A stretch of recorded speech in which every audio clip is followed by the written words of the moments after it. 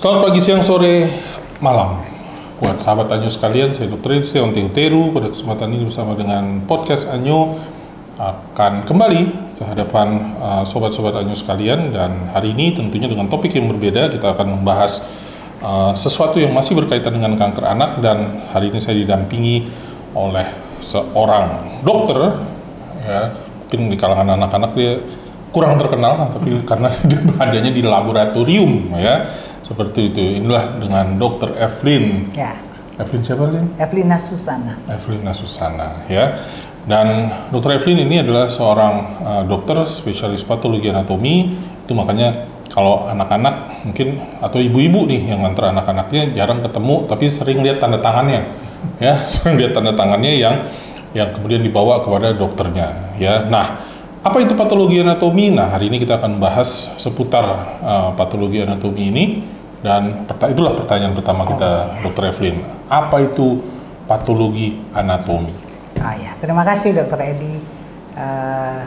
Untuk masyarakat awam itu memang kurang deket ya istilah patologi anatomi. Sebetulnya kalau kita dari segi ilmu kedokteran, patologi anatomi itu cabang dari induk dari seluruh cabang ilmu kedokteran. Jadi muaranya ada di patologi. Jadi proses terjadinya penyakit itu ada di pelajaran patologi. Nah, nanti kita bekerjanya bagaimana? Nah, nanti kita melihatnya itu di sampel. Sampel yang diambil oleh seorang dokter, boleh sampel jaringan, boleh sampel cairan atau apusan atau apapun bagian dari tubuh itu nanti diproses, maka kita akan melihat dan akan menentukan penyakitnya itu apa dari sampel pasien tersebut.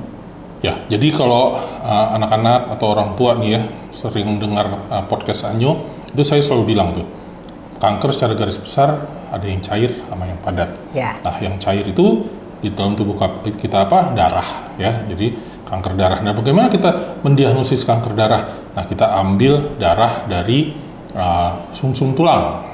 Ya, kita ambil sampel dari sumsum tulang, tapi laboratoriumnya apa? Nah, laboratoriumnya namanya patologi klinik tuh, ya. Nah, kalau yang tumor padat, nah itu di biopsi, ya, diambil secuil jaringan atau apapun cairan tadi dikatakan ya dari tubuh seorang anak.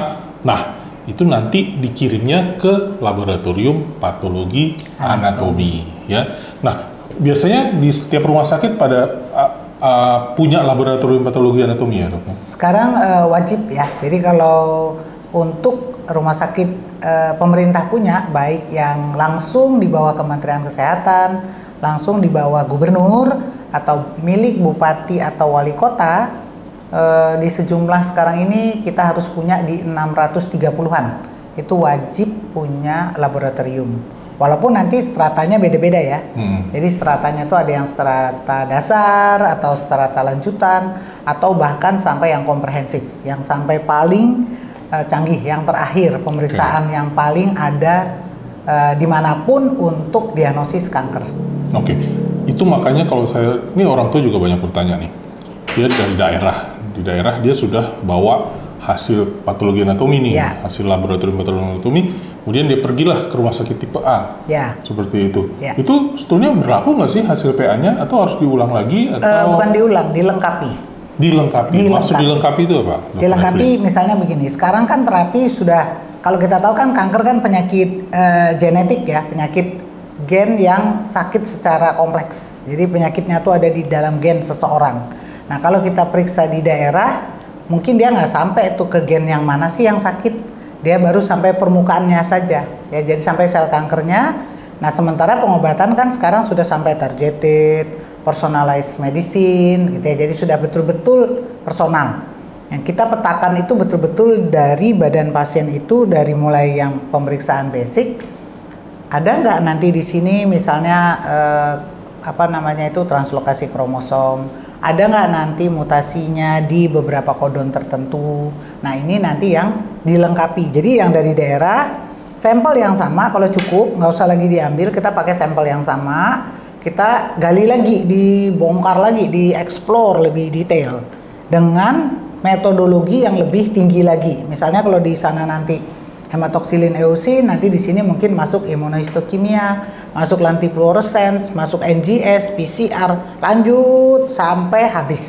Sampai nanti akhirnya terpetakan, oh kanker anak itu jenisnya ini, ada mutasi di gen ini, produk protein yang dihasilkan yang menyimpang ini. Nah, artinya nanti dokternya langsung mendesain, oh pengobatan yang benar-benar pas untuk anak ini adalah yang ini, gitu. Oke, jadi kalau seandainya ini ada pasien dari daerah nih, Ya. Kalau seandainya dia ya dengan fasilitas terbatas, dia harus ke ibu kota atau ke kota-kota besar kan misalnya ya. Ya. Apakah dia baiknya dia sebelum ke sana dia minta jaringan Ya, dulu? bawa saja dulu itunya, sampel. Itu bisa diminta sama dokter patologi anatominya. Boleh. Secara misalnya nih saya di daerah A misalnya, dokter Evelyn kan ditugasi RSUD mana misalnya, kemudian saya mau ke Jakarta nih, aku bisa minta dokter Evelyn, aku bisa bawa jaringannya ke Jakarta karena saya mau ke Jakarta. Sampelnya itu aja, tidak usah jaringannya lagi, yang sudah diproses, pinjem. Sudah yang udah yang sudah diproses, yang di blok parafin itu dibawa, jadi membawanya itu lebih mudah daripada jaringan basah. Jaringan basah nanti bisa rusak atau nanti terkontaminasi. Tapi kalau udah sampel yang sudah kita proses di daerah, bawa ke Jakarta, nah nanti itu kita bisa kita proses sesuai dengan kebutuhan terapi untuk si anak tersebut. Oke, ya jadi mungkin orang tua yang saat ini berada di daerah dan kebetulan anaknya didiagnosis kanker berdasarkan pemeriksaan hasil patologi anatominya dan mesti mendapatkan pengobatan mungkin di kota yang lebih besar, ya. Nah, mungkin jangan lupa untuk soalnya kebanyakan pada bolak-balik tuh, ya kan? Ya, akhirnya minta surat dulu, baru ke sini lagi, itu butuh waktu lagi kan ya? Ya, jadi makanya untuk sementara kanker kan kalau lama kan makin dia nggak tinggal diam gitu ya, Dr. Evelyn ya. Nah, pemeriksaannya biasanya berapa hari itu, Dr. Evelyn? Tergantung ya. Kalau dia misalnya yang standar, kita berusaha itu selesai 3 sampai 5 hari. Kerja? Ya, 3 sampai 5 hari itu kita udah bisa harus mengeluarkan hasil. Ya, kecuali kalau misalnya ada alat tertentu yang, misalnya kalau bisa ini ada beberapa gitu, baru bisa kita jalankan yang benar-benar benar-benar sudah akhir ya, yang sudah benar-benar pemeriksaan yang nggak ada di mana-mana, jadi memang adanya di kita aja, jadi kita harus betul-betul ngumpulin sampel dulu 3 lah gitu baru jalan gitu. Tapi kalau yang lain-lain sih biasanya karena kita memang sudah banyak banget ya di Darmais, itu biasanya tiap hari mutar aja. Malah kadang-kadang justru antrian itu karena mesinnya kan 3. Nah justru sampelnya nih yang sekarang malah banyak. Nah ini yang akhirnya agak sedikit lah kita terlambat dalam antrian untuk masuk ke dalam mesin, karena kan itu semuanya kan ada prosesnya ya, jadi ada proses setengah manual baru nanti masuk ke mesin. Nah ini putarannya tuh nggak bisa ditawar-tawar, jadi misalnya kalau di sini 5 menit ya 5 menit, di sini 10 menit ya 10 menit gitu. Jadi dalam prosesnya sendiri misalnya udah sampai habis 2 kali 24 jam, maka 1 harilah kita melakukan analisa. Itu kalau nggak ada kesulitan ya.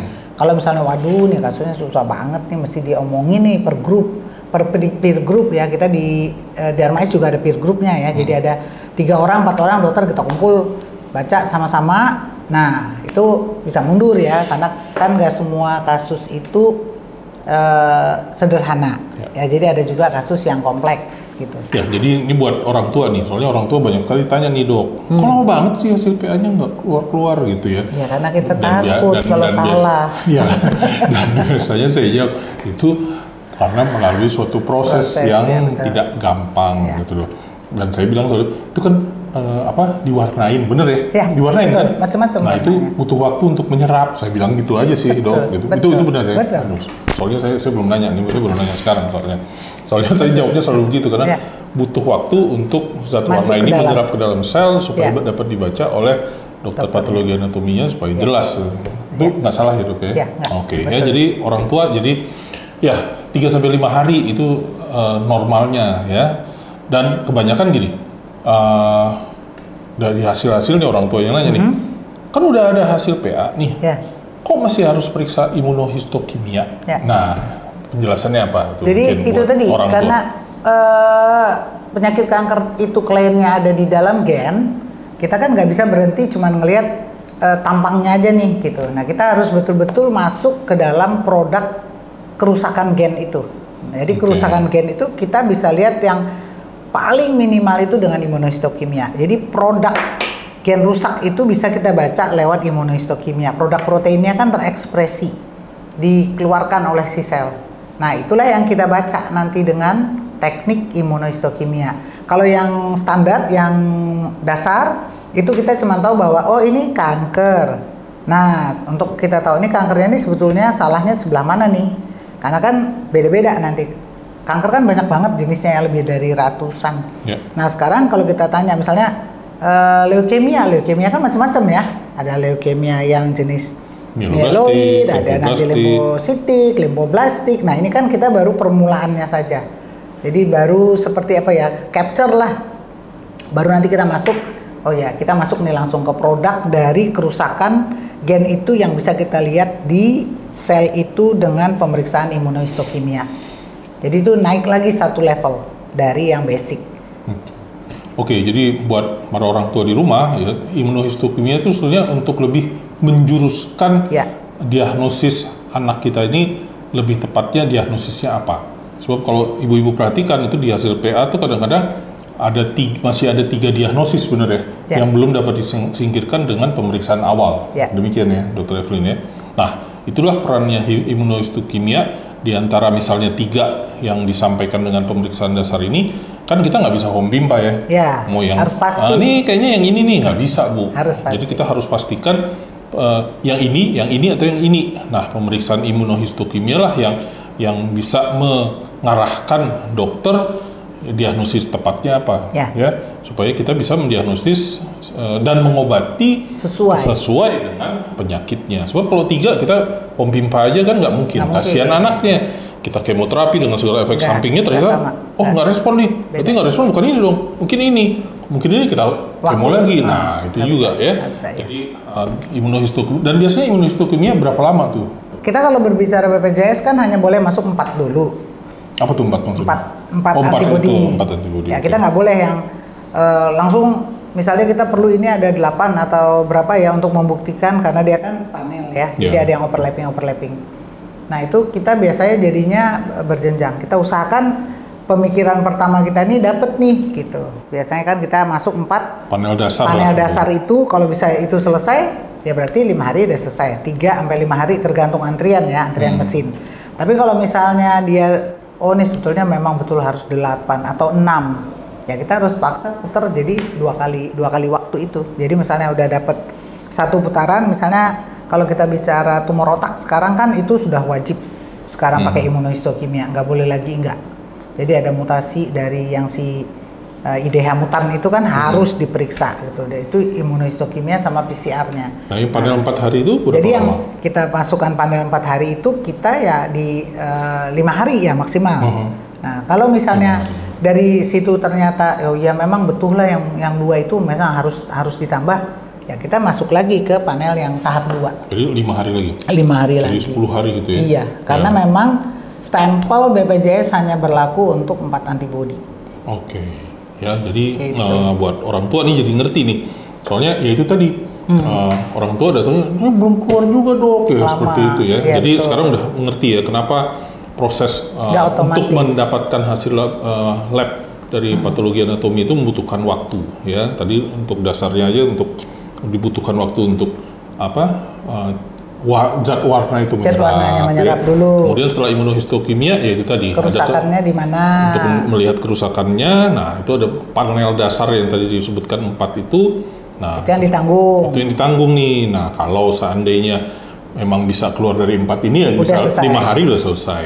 Tapi kalau sampai lebih dari 5 hari, nah berarti kemungkinan ada tambahan, anak ibu atau bapak itu harus diperiksa imunohistokimia untuk panel berikutnya yang butuh waktu 5 hari lagi. Ya, dok ya. Nah, itulah. Karena memang masuk mesin ya, memang sudah prosesnya demikian lah gitu. Ya, jadi kalau mesin nggak bisa tawar-tawar ya, dia harus ngikutin sesuai dengan aturan si mesin. Ya. Yang bisa kita ini kan mungkin yang motong-motongnya kali ya. Kalau di PA kan ada dapat jaringan dan dapat benjolan segede ini misalnya. Processing itunya yang artinya tergantung dari manusianya ya pada saat prosesing itu harus aja. 1 kali 24 jam tuh harus selesai, nggak boleh lebih. Nah, Kalau nggak rusak nanti. ya, oke. Ya. Kalau processing kita sekarang Sabtu juga masuk. Jadi betul-betul harus dikejar, nggak boleh. Kalau operasi hari Jumat, hari Sabtu tuh udah harus selesai diproses. Ya. Sampel udah harus masuk mesin. Ya. Jadi nggak boleh nunggu Senin.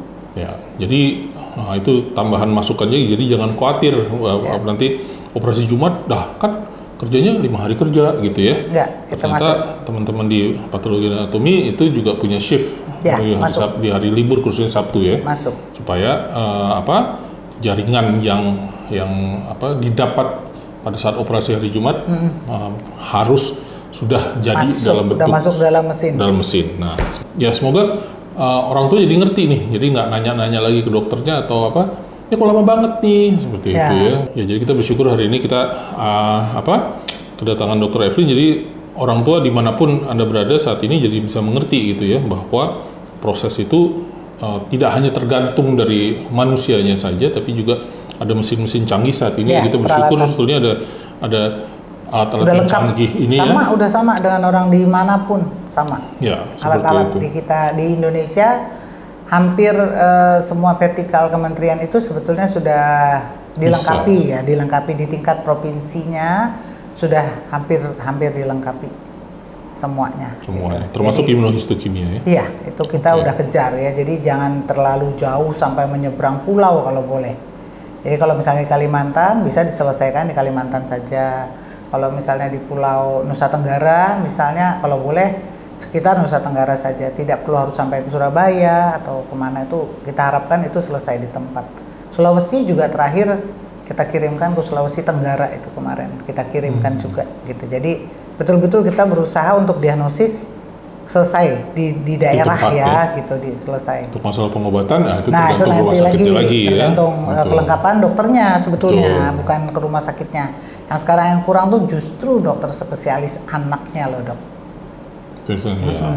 Yang onkolog, jadi itu yang masih kurang. Ya memang kalau kita lihat berdasarkan data terakhir sih kita masih ada dokter onkologi anak kita tuh baru 60. Ya kurang. Ya, dan 66 lagi bahkan terakhir ya data terakhir seperti itu. Jadi ya memang butuh banyak melengkapi seperti itu. Soalnya sayang diagnosisnya udah bener, tapi ternyata kita nggak bisa terapi di daerah.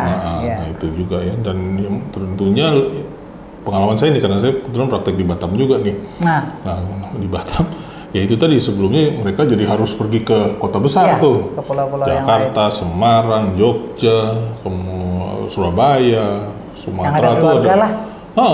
Dan ya akhirnya sekarang dengan kita bisa ada rumah sakit yang bisa menangani, nah itu semua pada pulang semuanya akhirnya ke Kepulauan Riau untuk menjalankan istilahnya kemoterapi di sana ya, seperti itu. Jadi memang ya banyak yang harus kita benahi supaya anak-anak ini bisa mendapatkan istilahnya pengobatan atau pelayanan pelayanan kesehatan khususnya untuk kanker anak ini dengan baik seperti itu. Betul ya.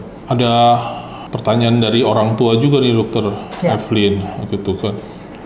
Dokter patologi anatomi anak sama dewasa sama aja atau ada spesialisnya lagi nggak sih dok katanya? Sebetulnya kalau kita mau jujur ya, patologi itu kan bidangnya banyak ya, sebagaimana bidang ilmu kedokteran.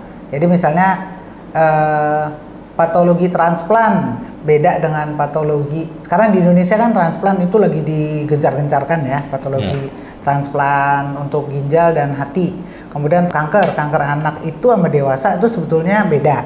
Ya jadi karena di anak itu nanti perilaku kankernya itu sangat beda dengan perilaku kanker pada orang dewasa. Jadi ada sebetulnya pediatrik patologi namanya. Itu yang subspesialisnya. Sebetulnya harus ada orang yang mendalami untuk pediatrik patologi. Kita memang coba ya. Ini nanti udah mau mencetak lah pediatrik patologi gitu. Jadi ada pediatrik patologi, nanti ada untuk orang dewasa juga dibagi-bagi lagi gitu. Tapi kalau untuk pediatrik biasanya kita betul-betul hanya solid non solid saja. Jadi ke arah solid non solid sampai nanti misalnya termasuk nanti itu tadi ilmu transplant lagi, karena kan nanti kan kedepannya pengobatan kanker anak untuk yang non solid kan sudah mulai mengarah yang stem cell terapi lah, transplant apa segala macam. Nah ini artinya kan ada kekhususan yang memang betul-betul harus didalami oleh seorang patolog. Jadi betul-betul dia harus punya subspesialisasi ke pediatrik patologi gitu. Oh, jadi ada pencabangannya lagi. Iya, jadi harus Indonesia sudah harus, kalau kita lihat cita-citanya WHO dengan survival harus 60%, sementara di Indonesia belum 20%, kan serius ya, artinya kita harus punya lah pediatrik patologi. Sekarang patologi anatomi kita udah berapa? Sebetulnya udah lumayan ya, dibandingkan dulu masih 300 untuk 270 juta penduduk, nah, sekarang ada di 600, udah 2 kali lipat. Tapi kalau kita lihat dokter kayak dokter Evi maksudnya? Yang dokter spesialis patologi umum ya, kalau yang subspesialis sangat sedikit ya, kita masih sedikit sekali.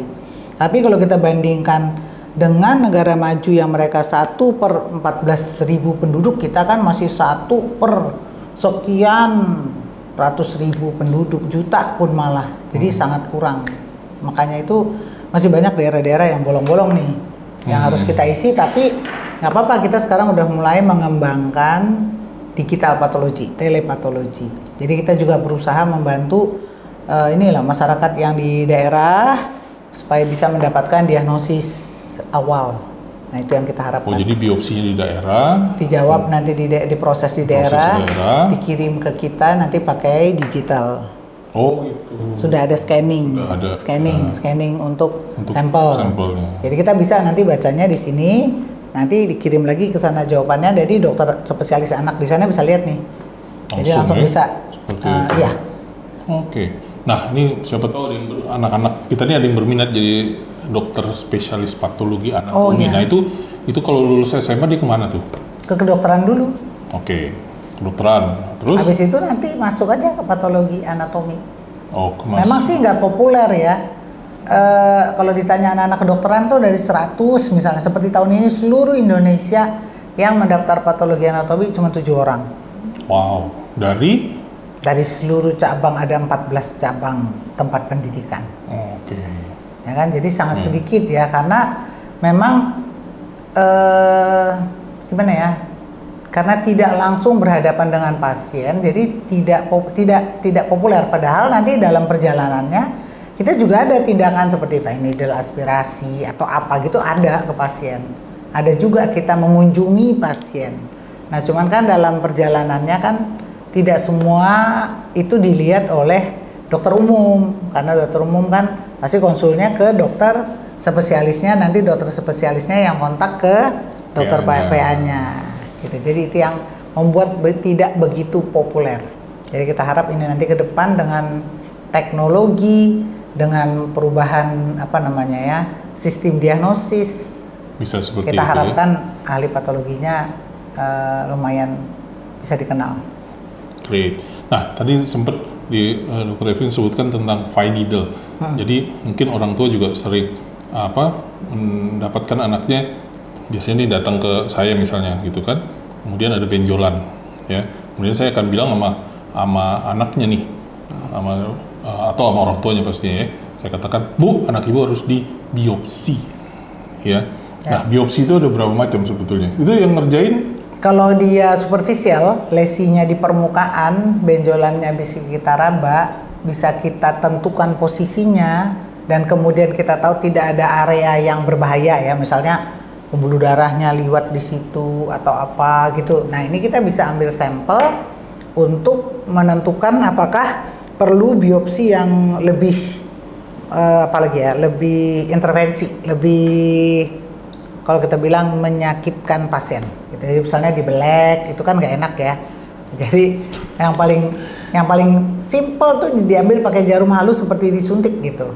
Nah itu yang kita ambil, itu patolog yang mengambil. Jadi nggak pakai bius, ya kita ambil. Jadi kita nggak pakai bius. Kenapa? Karena bius kan disuntik. Ngapain disuntik lagi? Gitu. Kita ambil aja sekali.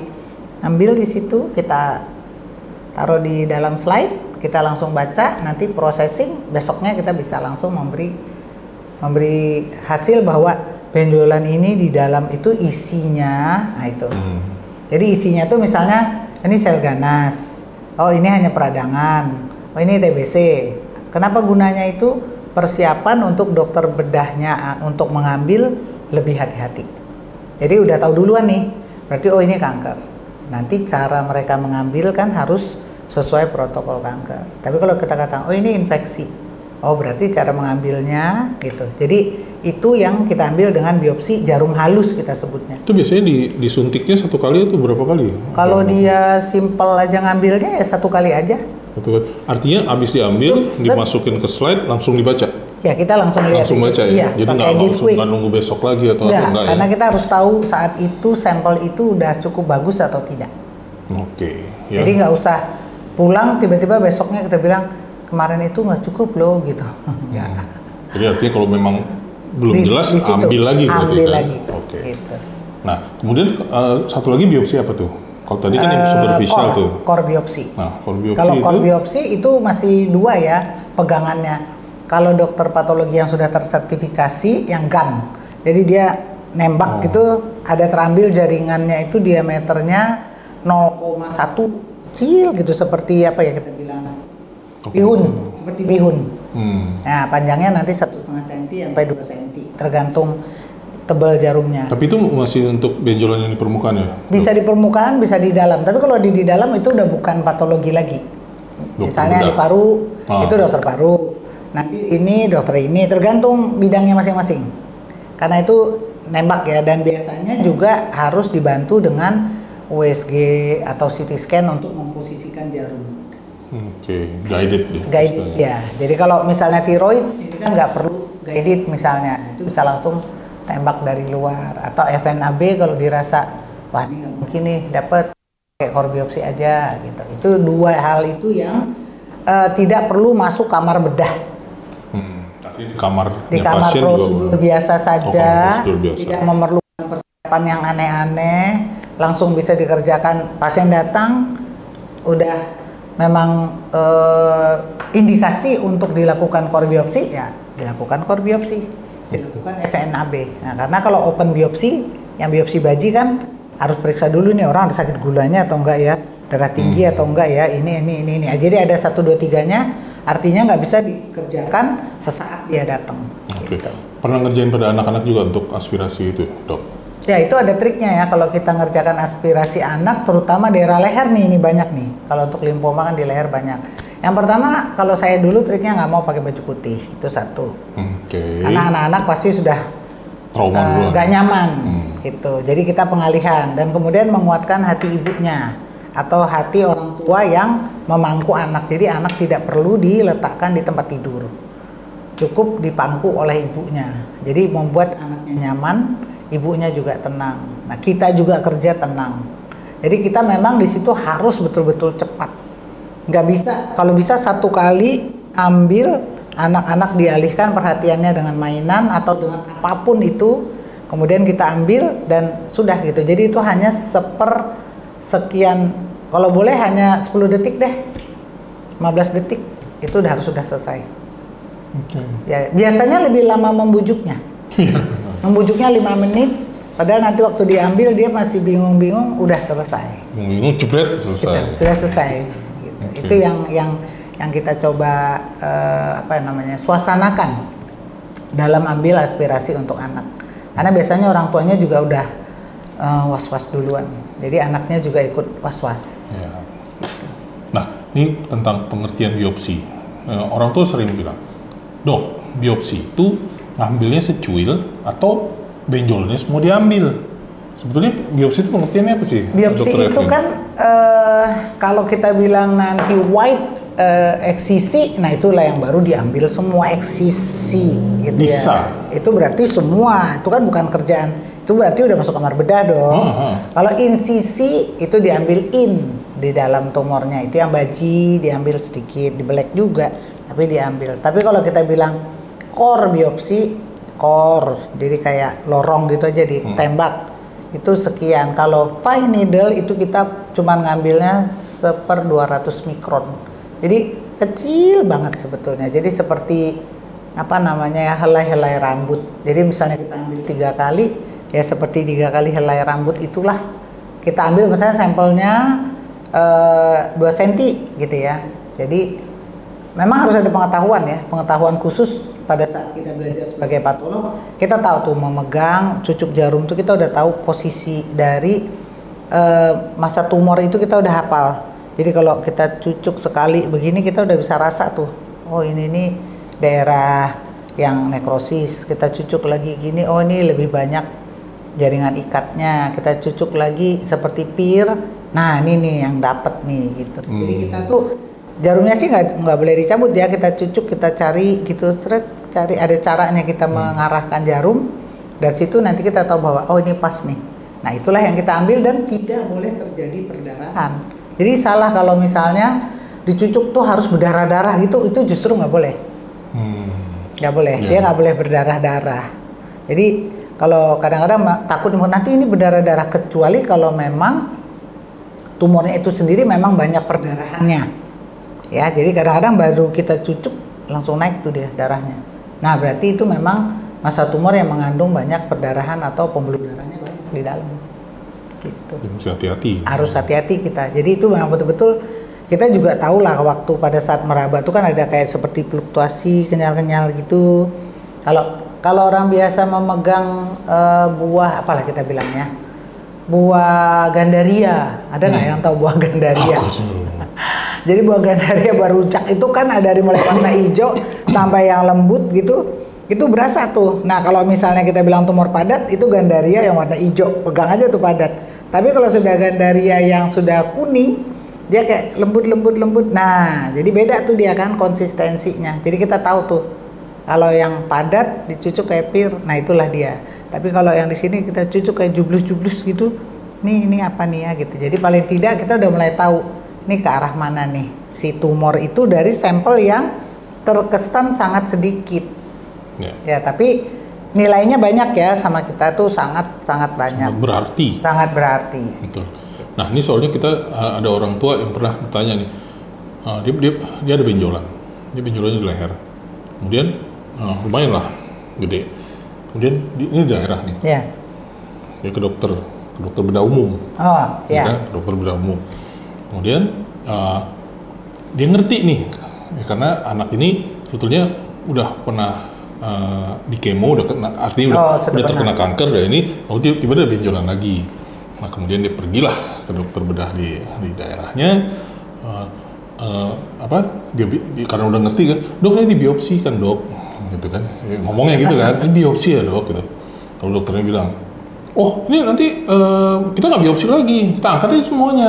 Ya eksisi. Kita angkat aja semuanya, soalnya saya nggak mau operasinya 2 kali. Nah sementara orang tua ini mendapat pengetahuan bahwa yang namanya itu biopsi, karena biopsi itu cuma secuil. Sedikit aja. Iya kan, secuil. Kenapa? Karena ada satu jenis kanker limfoma, ya kan? Itu kan kita nggak boleh operasi kan? Nggak boleh operasi. Artinya kita iya kan? Artinya ambil secuil dulu. Nanti baru dilihat. Kemudian dilihat ini limfoma atau bukan. Artinya kalau seandainya itu limfoma diambil kan, secuil, itu sebaiknya dokter PA ada di ruang bedah atau enggak sih? Iya, jadi ada beberapa lesi, kita sebut lesi ya, karena kita masih belum tahu nih benjolan ini isinya apa. Nah, kita sebut lesi, terutama lesi di daerah kepala leher. Itu sangat spesifik ya sebetulnya, harus sebelum dibongkar-bongkar gitu paling tidak itu sudah harus ada diagnosis.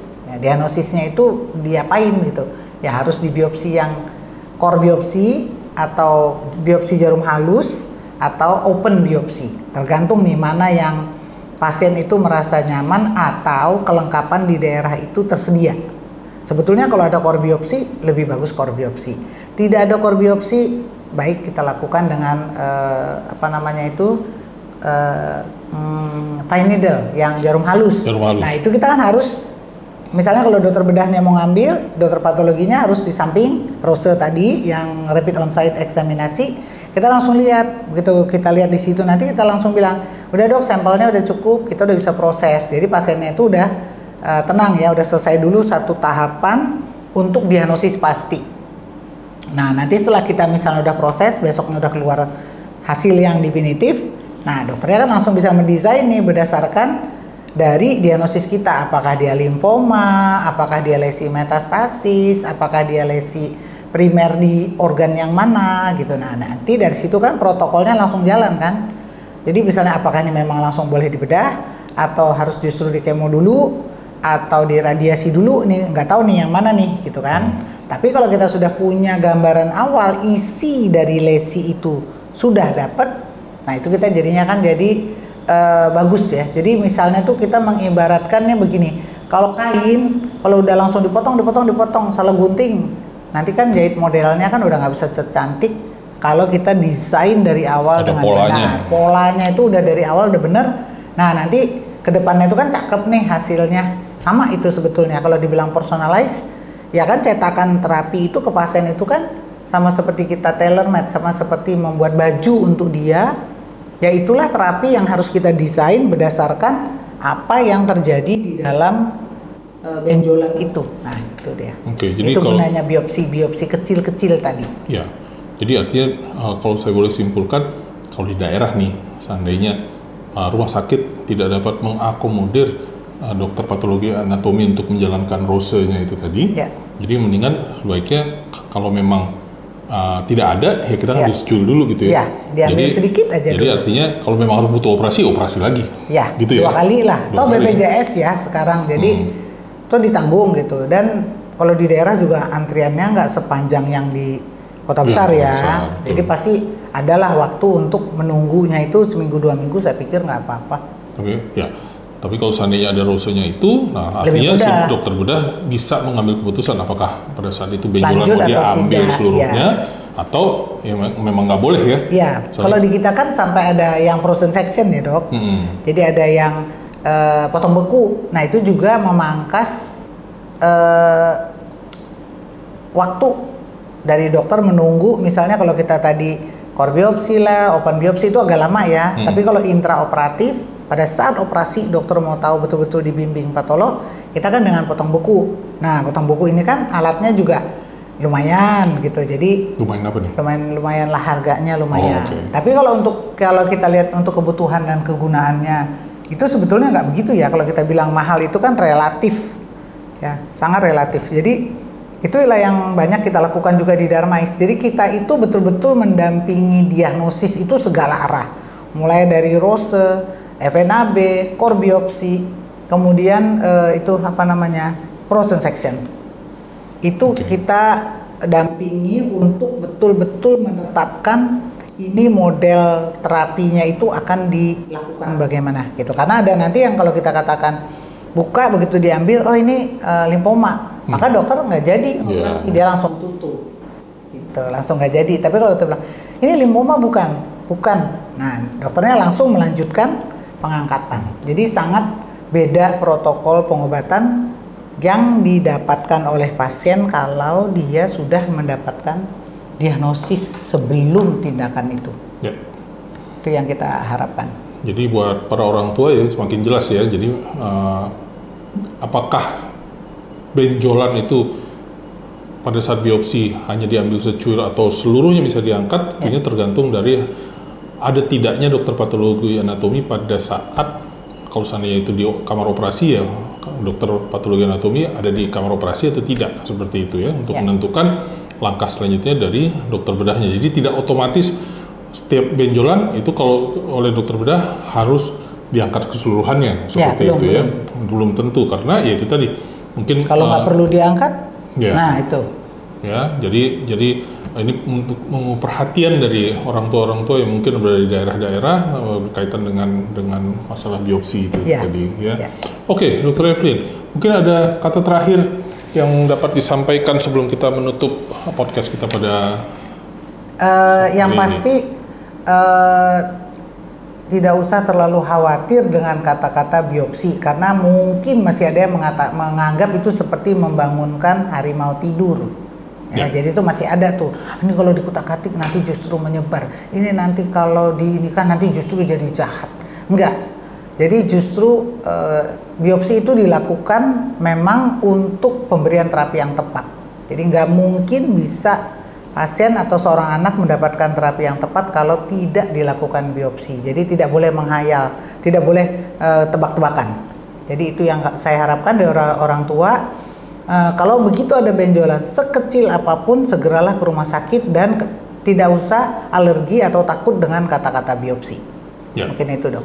Setuju ya, sebab kalau tidak ada hasil patologi anatomi dari Dr. Evelyn, saya nggak bisa ngobatin anaknya juga. Saya mau ngobatin pakai obat apa? Ya. Ini sakit karena sakitnya apa? Saya nggak tahu, seperti itu ya. Jadi benar kata Dr. Evelyn, untuk para orang tua, makanya kalau ada yang kurang jelas, tanyakanlah kepada yang mengerti.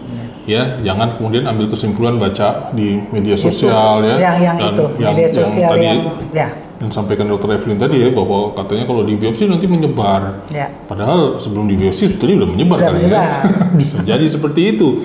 Ya, jadi tanyakanlah dahulu kepada pakarnya tentang penyakit atau tentang apa itu gejala benjolan yang ada pada anak tersebut, dan ya kita nggak usah takut. Nggak usah takut ya, bahwa itu tidak benar, hoax istilahnya ya.